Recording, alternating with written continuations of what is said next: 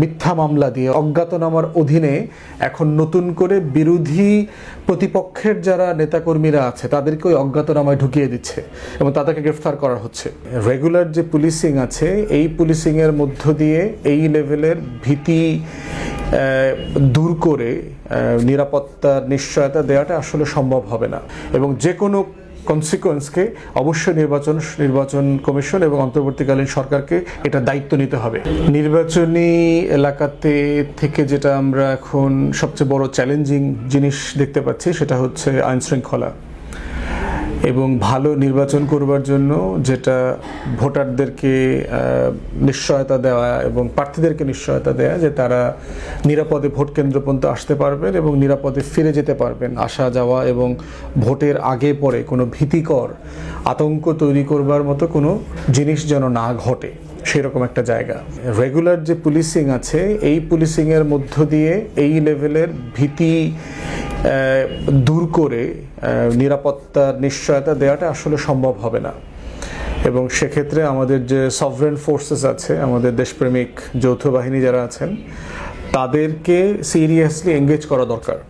অন্তর্বর্তীকালীন সরকার, নির্বাচন কমিশন সবাই মিলে ইতিমধ্যে আমরা দেখতে পাচ্ছি যে আমার এলাকাতে আমি দেখলাম যে আর্ম ফোর্সেস যৌথ বাহিনী ডিপ্লয় করা হয়েছে, কিন্তু সংখ্যাটা সম্ভবত সাফিসিয়েন্ট না আর কি। এবং ইতিমধ্যে আমরা নির্বাচন কমিশনকে জানিয়েছি এখন যারা আইন শৃঙ্খলা বাহিনী অথবা স্ট্রাইকিং ফোর্স হিসেবে কাজ করছেন তাদের মধ্যে কিন্তু এই ডিলেমাটা কাজ করছে এবং এটা যেটা কনসিকোয়েন্স হয়েছে ঝিনাইদহ তাদেরকে এই অপারেশনে যারা ইনভলভ ছিল তাদেরকে উজ্জ্ব করা হয়েছে। তো এইখানে এই ডিলেমাটা অন্তর্বর্তীকালীন সরকার এবং নির্বাচন কমিশনকে অ্যাড্রেস করতে হবে, কারণ আমরা যদি সিরিয়াসলি ভয়ভীতি দূর করতে চাই এবং সেফটি এনশিওর করতে চাই আমাদের ভোটারদের জন্য এবং প্রার্থীদের জন্য, তাহলে এলাকায় লোকাল যে পাতিমাস্তান, অস্ত্রধারী, মাদক ব্যবসায়ী, মানে পেটি ক্রিমিনাল যেগুলো আছে, রেসপেন্সার আছে, এগুলোকে সিরিয়াসলি হ্যান্ডেল করতে হবে। প্রপার ইন্টেলিজেন্সের উপরে ভিত্তি করে কাজ করছেন এবং আপনাদের যে অপারেশনের প্রোটোকল আছে এই প্রোটোকল ফলো করে কাজ করছেন, তাদেরকে সর্বোচ্চ রাষ্ট্রের পক্ষ থেকে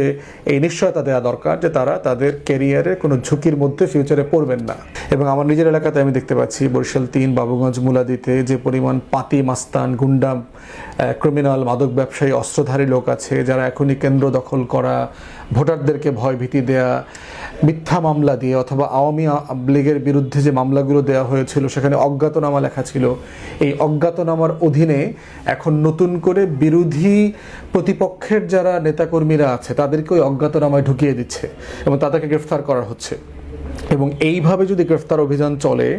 তাহলে যেটা হবে যে প্রতিদ্বন্দ্বিতার জায়গাতে যে লেভেল প্লেইং ফিল্ডটা থাকার কথা ছিল সেটা আসলে থাকবে না এবং যে কোনো কনসিকোয়েন্সকে অবশ্যই নির্বাচন কমিশন এবং অন্তর্বর্তীকালীন সরকারকে এটা দায়িত্ব নিতে হবে, কারণ যখনই একটা ঝুঁকি নিয়ে কাজ করা হয় একটা দুইটা দুর্ঘটনা ঘটতে পারে। এই দুর্ঘটনার কারণে তাকে ট্রমাটাইজ করা অথবা তাকে আন্ডারমাইন করবার কোনো বাস্তবতা যেন তৈরি না হয় সেটাকে অবশ্যই সরকারকে এনশিওর করতে হবে।